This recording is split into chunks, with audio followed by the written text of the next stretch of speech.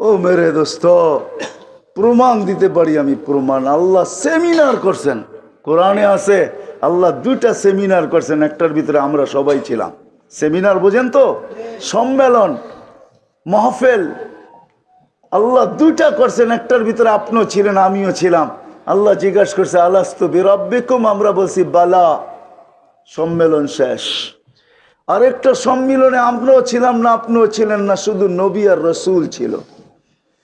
আল্লাহ বলছে সুম্মা ইয়াতিকুম রাসূল, আমার রসুল একদিন তোমাদের মাঝে আসবে, তোমরা ঈমান আনবে, আমার রসুলকে সাহায্য করবে।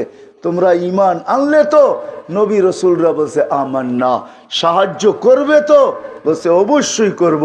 কিন্তু এখানে একটা আল্লাহকে প্রশ্ন করতে পারি আমি, আল্লাহ রসুল তো 313 জন, কিন্তু আপনি এই রসুল সুম্মা ইয়াতিকুম রাসূল আপনি কাকে বুঝাইতে চাইতেছেন? রসুল তো 313 জন। তা আল্লাহ বলছে রসুল 313 জন বটে, কিন্তু শব্দে রসুল আমি কাউকে দেই নাই। এই শব্দটা আমি তৈরি করছি আর রাইখা দিছি শোকে, যে এটা কোন রসুলকে আমি এই শব্দ দেই নাই। এই জন্য সমস্ত রসুলের কলেমার ভিতরে উপাধি আছে, কোনো শব্দে রসুল নাই। মুসা আলাইহিস সালাম রসুল, কলেমা দিছেন লা ইলাহা ইল্লাল্লাহ, মুসা কালিমুল্লাহ। ঈসা আলাইহিস সালাম রসুল, কালিমা দিছেন লা ইলাহা ইল্লাল্লাহ, ঈসা রুহুল্লাহ। শব্দ কাউকে দেন নাই, অপেক্ষায় ছিলেন বন্ধু কবে যাবে, আর এই শব্দটাকে কবে বন্ধুর কালেমায় ফিট করব।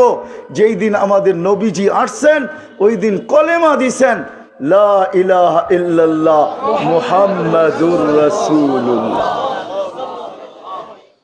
আবার এমন মিল, নিজের কলেমাও 12 হরফের, বন্ধুরটাও 12 হরফের। আবার এমন মিল, নিজের কালেমায়ও কোনো নোক্তা নাই, বন্ধুরটায়ও কোনো নোক্তা নাই। নিজের নামেও কোনো নোক্তা নাই, 4 অক্ষরে নিজের নাম, আল্লাহ 4 অক্ষর, নিজের নাম 4 অক্ষরে।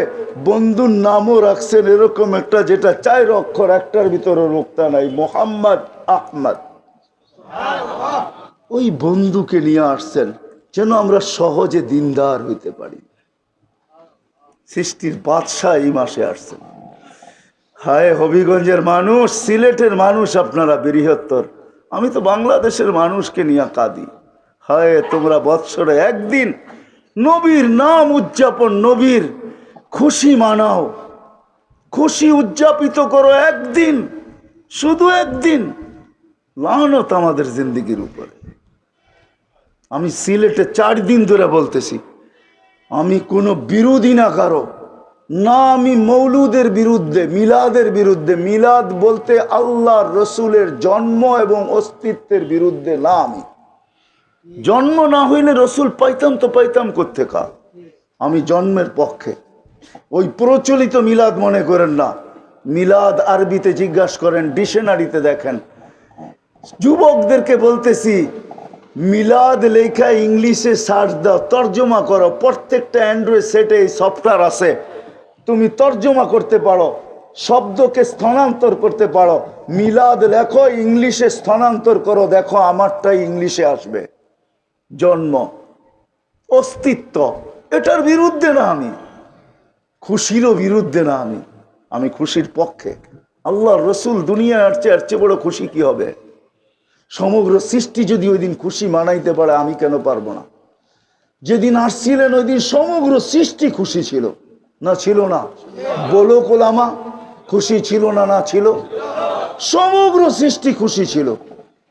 সমগ্র সৃষ্টি ফেরেশতারা গলা লাগাইতেছিল আর সুসংবাদ দিতেছিল, দুজাহানের বাদশা জমিনে না পা দিয়া দিছে। আজকে দুজাহানের বাদশা জমিনে পা দিছে, জমিন পর্যন্ত খুশিতে নাচতে ছিল। দুজাহানের বাদশা আমার পিঠে পা দিয়া দিছে। আমি খুশিরও বিরুদ্ধে না, আমি পদ্ধতির বিরুদ্ধে।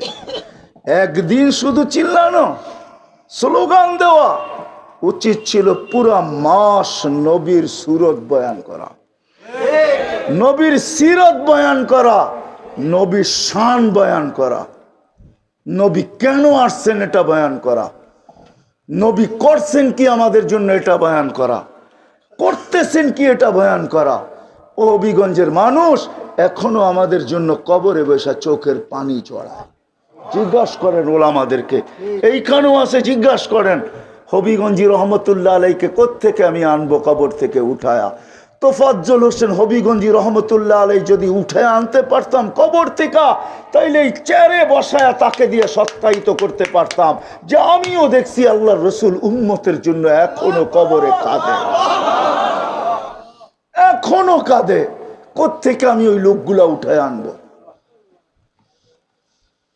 কোত্থেকে? এখনো কাঁদে, কবর থেকে কাঁদতে কাঁদতে উঠবে। আমার কাছে রেওয়ায়াত আছে, তাহকিক উলামা কোরআনে, কবর থেকে কাঁদতে কাঁদতে উঠবেন কিয়ামতের দিন। ওয়াহুয়া ইয়াকুম ওয়া ইয়াবকি ওয়া ইয়াকুল জিবরিল আইনা উম্মতি। কাঁদতে কাঁদতে উঠবেন আর বলবেন, জিবরিল তুমি একা কেন? উম্মত কোথায়?